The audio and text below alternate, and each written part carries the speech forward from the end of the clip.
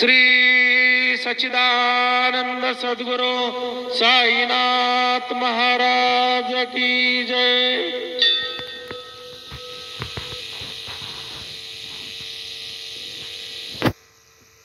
ओम अये जगदम्ब मदम्ब कदम्ब वन प्रिय वासिनि हासरते शिखर शिरोमणि तुंग हिमालय शृंग निजालय मध्यगते मधु मधुरे मधु कैटभ भंगिनि कैटभ गंजिनि रासरते जय जय हे महिषासुरमर्दिनि रम्यकपर्दिनि शैलसुते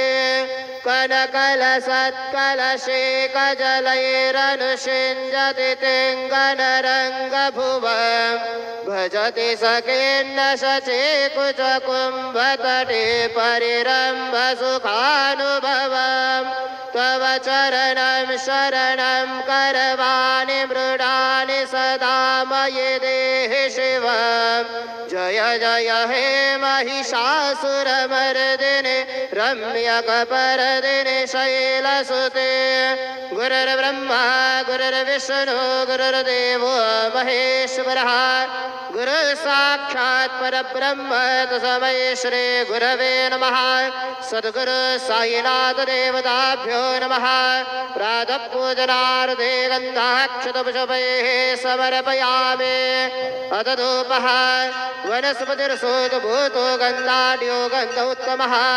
आग्रे सर्वदेवानां धूपोऽयं प्रतिगृह्यताम् धूपमाघ्रापयामि साज्यञ्चवर्ति संयुक्तं वह्निना योजितं मया दीपं गृहाण देवेश त्रैलोक्यतिमिरापः दीपं दर्शयामि दीपानान्तरेण उपहारनैवेद्यं निवेदयामि चतुष्कोणमण्डलं कृत्वा तदुपरि नैवेद्यपात्रं निधाय गायत्रीमन्त्रेण पात्रान् सम्प्रोक्ष्य धेनुमुदराम् अमृते कृतय ग्रासमुदरां प्रादर्शयेत् सत्यन्त्वरतेन बर्हिञ्चामि ॐ प्राणाय स्वाहा ॐ अपानाय स्वाहा ॐ व्यानाय स्वाहा ॐ उदानाय स्वाहा ॐ समानाय स्वाहा ॐ ब्रह्मणे नमः। मध्ये पानीयं समर्पयामि पुनर्नैवेद्यं निवेदयामि ॐ प्राणाय स्वाहा ॐ अपानाय स्वाहा ॐ व्यानाय स्वाहा ॐ उदानाय स्वाहा ॐ समानाय स्वाहा ॐ ब्रह्मणे नमः। नैवेद्यं निवेदयामि हस्तप्रक्षालनं समर्पयामि मुखप्रक्षालनं समर्पयामि करोद्वरदनार्थे चन्दनं समर्पयामि सद्गुरु साईनाथ देवताभ्यो नमः। प्रार्थनापूर्वक नमस्कारं करोमि तथा च मंगल आरार्तिक्य दीपं दर्शयामि। शिर्डी माझे पंढरपूर साई बाबा रमावर बाबा रमावर